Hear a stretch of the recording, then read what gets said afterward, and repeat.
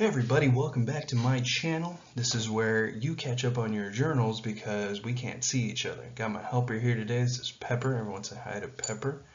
Hi. So she'll be helping us out today as we go through our journals today. So as a reminder, our current unit we're doing is important performers. So we're highlighting various musicians from every instrument and talking about their importance to jazz. Was Johnny Hodges on alto sax. There we go. Okay, cool. Johnny Hodges on alto sax, famous Count Basie lead alto player.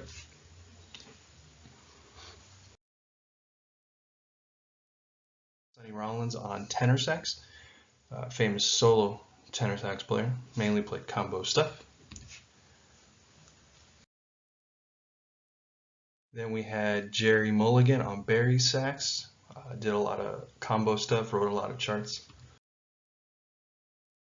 Then we went to our boy Thad Jones on trumpet, really mainly just highlighting his compositional skills. As you know, we play We Too, one of his kind of an arrangement of his tune. Then we went to trombone and we listened to J.J. Johnson, listened to a little Old Devil Moon. We went to the rhythm section. We started with Chick Corea on piano. We listened to My Spanish Fantasy. Guitar, and then we listened to Pat Metheny on guitar.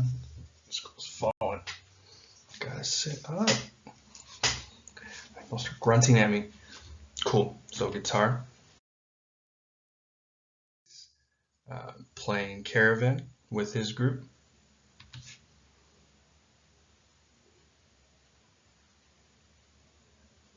Hello, is this mic on? There it is.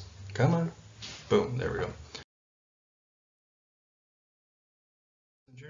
And we listened to, actually, we listened to Caravan for this one. Yeah, so Caravan, drum set, Art Blakey.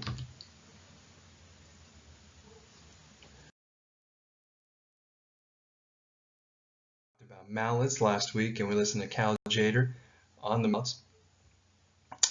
Probably the most famous non-Latino Latin jazz musician. So today we're going to do our last instrument in this unit, and that is the auxiliary percussion section. Now, auxiliary can be all different type of instruments and different types of things. If you think about what we play in class, we typically, as the second drummer, will have the congas as probably an extra thing to play, but there are a lot of different things that are available to percussionists depending on the type of style of jazz that you're playing. You'll see a lot of auxiliary percussion players in Latin jazz. They'll often require extra drums on different things depending on the type of tunes that they're doing. But you can see them in pretty much every style of jazz that's out there. So auxiliary percussions, we got Poncho Sanchez on the congas. We listed him last year, playing Afro-Cuban Fantasy. Local guy, grew up in California, very famous conga player.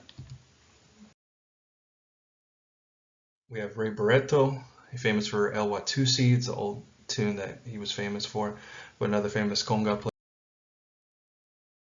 Santa Maria, and you should all know who that is because he's the one that wrote Afro Blue, another famous conga player. From Cuba, we got Carlos Valdez or Patato. He's famous for being another auxiliary percussion player. Grew up in Cuba. Wouldn't be me if I didn't highlight a Snarky Puppy. So Nate Worth is the percussionist for Snarky Puppy, and you can see in the picture he's got a lot of different types of percussion equipment that he uses, between various shakers and other types of drums. If you ever watch any of the videos that I've showed you, you can even look them up on YouTube. You can see a lot of the different types of equipment he plays on. He's got a second group called Ghost Note. Him and the other Snarky drummer, Sput, they have put a group together where they're, percussion focused or percussion forward. So you can hear a lot of cool stuff off any of their tunes that they do. And you can see a lot of different equipment that he plays on, pitched and non-pitched equipment. Let's do one of my favorite Latin percussions. This is Tito Puente. So if you've never heard of Tito Puente before, I'm sorry for you. You should probably look him up because he's an amazing Mambo musician. He grew, as you can see what he's playing on, he's playing these colored drums. They're called timbales. They're kind of like tenor drums. And when you're playing Latin jazz, those are often rigged up with, you know, a cowbell and a cymbal of some kind, and they often end up being the drum set for most Latin groups. So if there's not an actual full drum set that we're all accustomed to, this is often what the drum set looks like for Latin music. So Tito Puente made a living doing that through his career. Tito was born in New York City, New York, and he grew up there. Why is this thing not moving? There we go. Born and raised in New York City, you know, hotspot for Latin jazz. Being Puerto Rican and having that kind of background and with his family, he grew up learning music very quickly, learning that style of jazz, that style of music very quickly. He often plays a type of tune called a Mambo. We didn't cover that in the different styles of jazz, but it comes from Cuba, Puerto Rico. It's all from that area. So he was very famous for playing that type of music. People often dance to this music. The video that I'm going to show you, you're going to see it's got people dancing to it. That's just kind of, you know, what it does for us Latinos when we listen to it. We're going to listen to one of his famous tunes that he wrote called Ran Can Can. It's kind of about the sound that you make when you're dancing and singing the rhythm.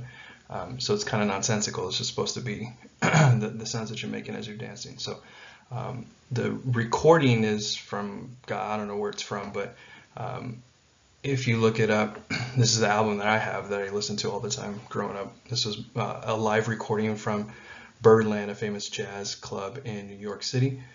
So he did a whole live set. So if you get this album, it's a good one to have. But the recording's a little different. It's got like a full set, full ensemble with singers and dancers on stage. It's not the same recording, but you get the idea on the tune. So when you get to your journal, answer your usual 5 questions, enjoy the video, and I'll see you next week. Peace.